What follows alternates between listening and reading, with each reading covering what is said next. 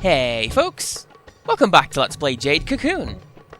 I'm your host TPC Gamer, and in our last episode, we made our way to the second half of the Spider Forest, and then I got completely stuck. However, I did get a look over the video as it was processing, and I think I've worked out what I need to do. And if it is what I think it is, I will have so much egg on my face that you could theoretically smack me with a frying pan and call me an omelette. Is that a fire type? Oh, apparently not. That's good though, because I came in here prepared to fight these guys. Crowley 9, I eventually choose you. It's depressing. I'm so used to him being in the top slot, and then Lynod, and then whichever third team member I brought with me, I forgot who was in what order. But hey, do you see how much easier it is to cut through these guys now that I've got the proper tools? It's probably for the best that it's going much more quickly than before, because the fact that I've kept talking means that I can't cut this one out.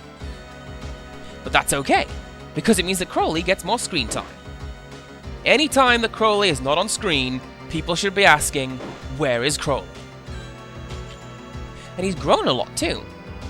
Like something the game does with the minions, and I think it's a super neat addition. As they level up, they grow. Not only in size, but their shape changes subtly as well. Like Crowley's body has grown faster than his head, like a human does. And it's most notable with the dragon-shaped minions, like Lynod. Like the dragon guys do a really good progression from baby to adolescent to adult. And I think it's the wings, another thing to grow as the monster does. And I'm completely stumped. Tree stumped! I get it. Actually, that was only one idea of two, so I still have a chance to save myself.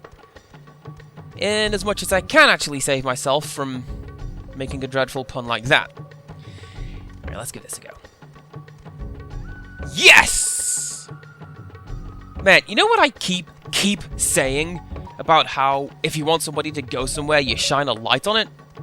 Boy, do I look stupid for missing the huge, obvious light that led the way. The way to the Aifa tree from Final Fantasy IX, apparently. And why'd they even put that little path there if they're not going to hide a chest behind the foreground? Because that's what I do. Oh, it's these guys! I love these guys! These are some of my favorite minions in the game. Because look at them! They're huge, creepy tree things! Now, I don't remember their stats, but I do remember using them as often as I could, because they are amazing and terrifying. I mean, I do remember that they're a pain and a half when you try to merge them, because there's only a few skins that look good when you do use them. Now, my friend Chris, he had the best skin for these guys. I don't know if it was one of the special ones from the post-game, but he had one of these guys, except it was vibrant red. And they look like, giant mutant nerve cells walking around. Yeah, whatever, man. Even with your elemental chicanery, you've got nothing. And I'm gonna catch these guys.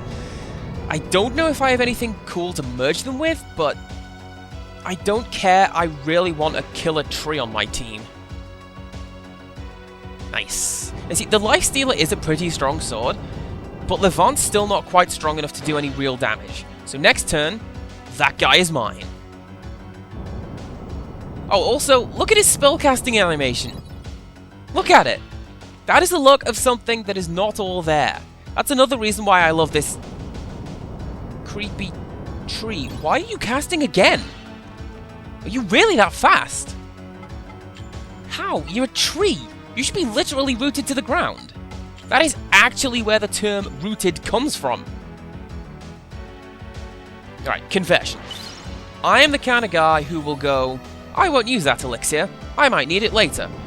While I'm holding my limbs together with sticky tape during the final boss fight, But I kinda needed to heal right there, and I have no regrets using the Mega Elixir item. And I really hope I do catch that guy when it's my turn, otherwise I might die. Okay. If this doesn't work out, I'm gonna tag in Trish. And I might do that anyway, because this is dire, and I cannot see myself coming out on top. Well, I suppose it gives me time to appreciate the effect on the background because of the water enhancement. It looks like we're underwater, and not in a glowy forest. You're gonna hit me with the shards again, aren't you? Yep. I suppose I should be grateful that you don't have the level 2 spell on your team. And you know, this has not gone as well as I'd thought. I think the next fight, I might KO one of them and catch the other. Because at least that way, I'll have a chance of keeping healthy without having to use a stack of healing items. And speaking of, thank goodness I picked up the Life Stealer. I mean, this might give me the edge that I need to survive the oncoming attacks? I really hope this works out for the best, because it's like catching the water healer in the first forest. You have to hope for a specific series of moves to play out, and they did. I mean, I have no idea why he didn't use his magic, because that would actually do something, but I'm sure as hell not going to complain. I have 2 trees. Yeah! Alright. Flawless victory. Except for all of that damage I took. Still, I have some cool additions to the team, and I can't wait to see what I can do with them. Now, excuse me for a moment. I'm gonna... Ooh, I forgot I had you. That's way better than healing up on its own. Now, hopefully, this next fight will go a little better. Actually, is there anything hidden down here? No. What the hell? Alright, fingers crossed for a better battle. That was quite a ways better, actually. Trish took down one of the guys, and I captured the second. And Trish got a level. She has 30 mana now. And that's handy, because that basically grants her another special attack in battle. I wonder what these items do. Oh, there they are. Like the vitamins from Pokemon. Carbos and Zinc and all that. Don't ask me what that did. This game is, by and large, really obscure with what item does what based solely on their descriptions. Oh, and I see you there, Treebeard. Don't think you can hide in the vastly higher quality backdrop. And I played that one to my advantage a little. I used Lionod's water advantage to take out one of the tree guys. Again, I caught the other, so now I've got 4 in reserve. And hopefully we're near to the Holy Tree. I mean, I love those tree minions, but they are kicking my ass. Ooh, a cutscene. This is indeed the Holy Tree. Oh, and look at that crystal clear water with a vine network beneath it. That is one of my favorite aesthetics in the whole wide world. Oh goodness. Does the Holy Tree look like something suspect? No, I don't think it does, friend. And the way this scene is animated, it looks like Levant didn't know what was going to happen when he got here. Like he was just given the capture armlet and it's gonna do its thing on its own like a divining rod. And you know, we have taken a huge detour in our original plan. Like, weren't we meant to be getting some kind of cure for sleeping sickness while we were out here? I like this look though. Blue, purple, pink. Almost makes up for the fact that we have ruined everything. I don't know that we're an agent of Gehenna necessarily. I mean, we're more sent by this woman named Jabara. Real high and mighty type, not to be trusted. And the way he's saying that line, in a more complex language than the one he usually speaks, and without stuttering, I think he's not entirely sure what those lines mean. He's just spitting memorized verse at us. Atonement for the flesh. Okay, now I am certain the game is bugged out, because I would swear blind that we already saw this verse in a previous video. Possibly the last video? I don't know. My disc is kind of scratched, and it doesn't quite work right on occasion. Fun thing, when I came to boot it up for this recording session, it actually played the ending cutscene after the company logos. So, I got that going for me. But we'll get to that eventually, because right now, we need to go and save Garai. Quite why Mabu was waiting patiently inside for us to get home, I don't know. Possibly because they didn't want to render the outside of Garai's house at night? I mean, that's my best guess. I don't know where the Hall of Judgment is, by the way, but if I had to guess, I would say the Chief's house. Seems like he'd be the kind of important man to have a Hall of Judgment in his house, right? Though with that said, I've been here between videos, and the only thing I know for sure to be here is a field hospital through that door to the north. Ahaha! Thank you, exterior collision detection. Video game testing tricks.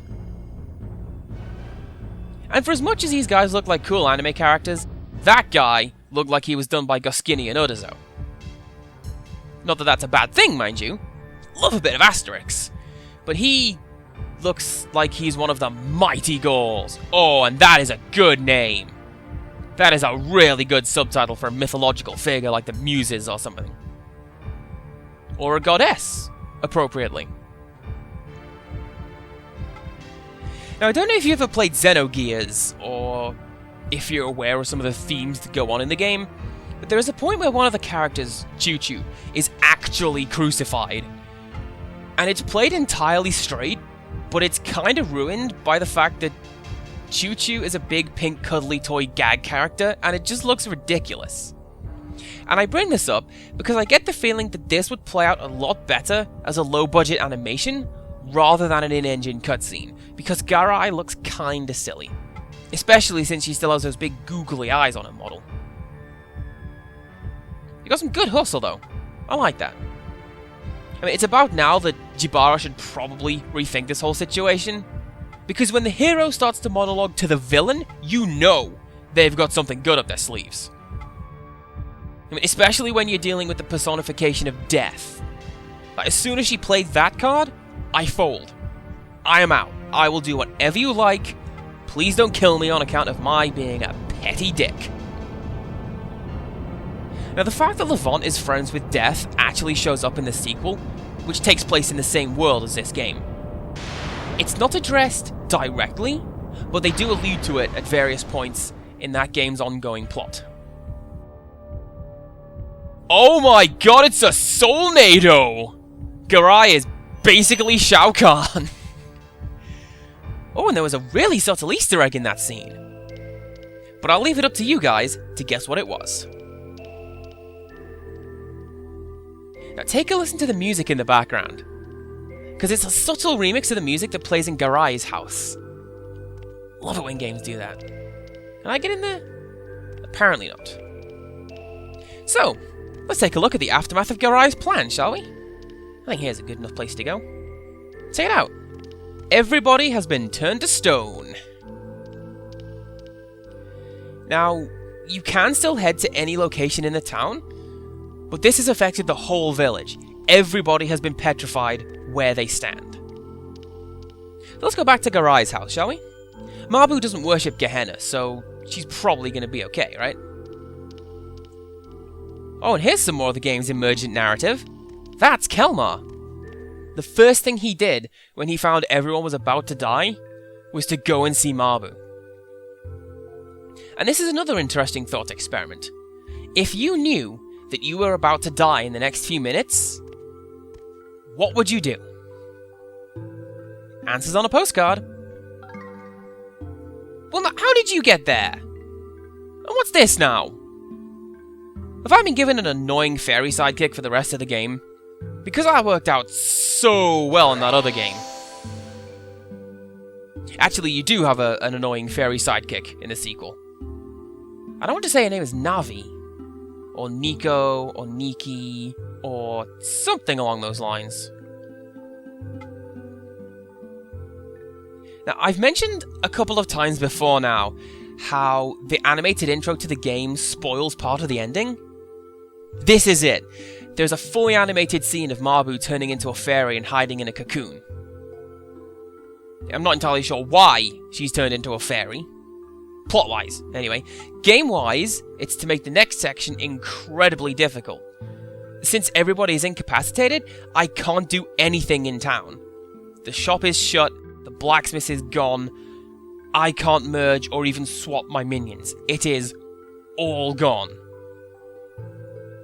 It is pretty neat how Mabu's taking the Holy Book and adding to it, like putting her own spin on the text. Like, I don't know if this is going to serve as the next chapter in the book, but... Hey, if this didn't go into the Holy Book, I don't want to see what did.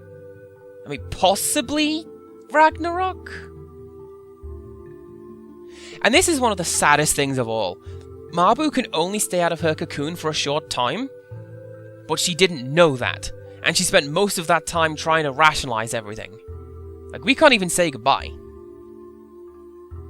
Although, could this be the titular Jade Cocoon we've been building up to?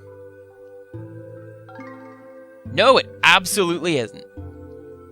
Spoilers, this game's subtitle is Story of the Tamamayu, but nothing and nobody is referred to the Tamamayu at no point in this story. The whole thing is a lie. Oh, thank goodness we got the ring back from the Spirit of Greed, because otherwise he'd be the main character now. Although that would basically turn this game into Wario Land if you think about it, and I'm kind of okay with that. And the game's title would be Totomayu Gaiden, which actually sounds like it could be a title for a video game. Okay, now it's a Japanese RPG.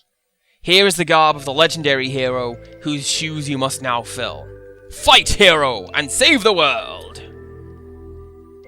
Though come to think of it, this is yet another example when the main character's parent is the coolest and most wonderful person in the world, like Spada or Jun Kazama. Anyway, before we go, I'm going to show this off. No matter how hard I try, or where I stand, or what I do, I absolutely cannot get Mabu to do her magic. I can't do anything with the minions I have thus far caught, purified, or bred.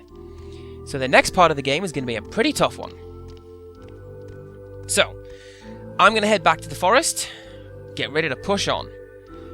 Join us next time for an endless struggle, and until next time, goodbye!